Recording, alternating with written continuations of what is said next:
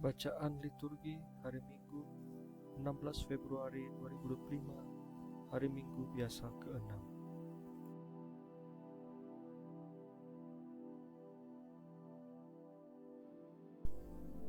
Bacaan pertama. Bacaan dari kitab Yeremia. Beginilah firman Tuhan, terkutuklah orang yang mengandalkan manusia, yang mengandalkan kekuatannya sendiri, dan yang hatinya menjauh dari Tuhan. Seperti semak bulus di padang belantara, ia tidak akan mengalami datangnya keadaan baik. Ia akan tinggal di tanah gersang di padang gurun, di padang asin yang tidak berpenduduk. Diberkatilah orang yang mengandalkan Tuhan, yang menaruh harapannya pada Tuhan. Ia seperti pohon yang ditanam di tepi air, yang merambatkan akar-akarnya ke tepi batang air, dan tidak mengalami datangnya panas terik. Ia seperti pohon yang daunnya tetap hijau, yang tidak khawatir dalam tahun kering, dan yang tidak berhenti menghasilkan buah. Demikianlah sabda Tuhan.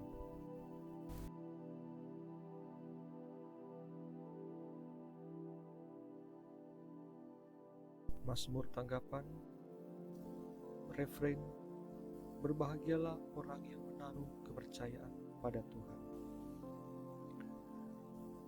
Berbahagialah orang yang tidak berjalan menurut nasihat orang fasik, yang tidak berdiri di jalan orang berdosa, dan yang tidak duduk dalam kumpulan kaum pencemooh, tetapi yang kesukaannya ialah hukum Tuhan, dan siang malam merenungkannya.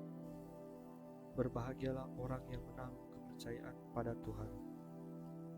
Ia seperti pohon yang ditanam di tepi aliran air, yang menghasilkan buah pada musimnya, dan daunnya tak pernah layu. Apa saja yang diperbuatnya berhasil. Berbahagialah orang yang menaruh kepercayaan pada Tuhan. Bukan demikianlah orang-orang fasik, mereka seperti sekam yang ditiup angin, sebab Tuhan mengenal jalan orang benar, tetapi jalan orang fasik menuju kebinasaan. Berbahagialah orang yang menaruh kepercayaan pada Tuhan.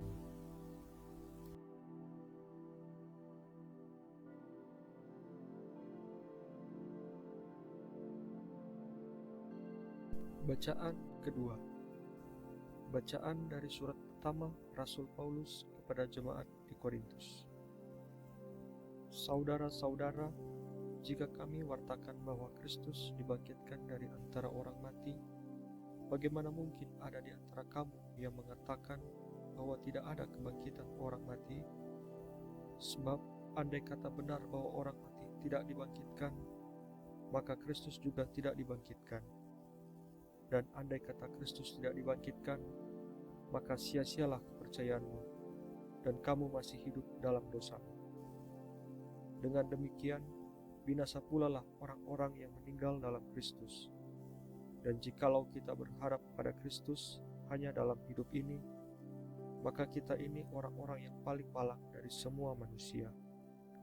Namun ternyata Kristus telah dibangkitkan dari antara orang mati sebagai yang sulung dari antara orang-orang yang telah meninggal dunia. Demikianlah sabda Tuhan.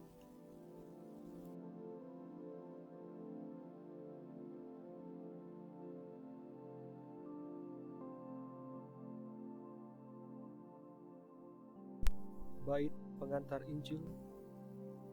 Bersukacita dan bergembiralah, sabda Tuhan, sebab besarlah ganjaran di surga.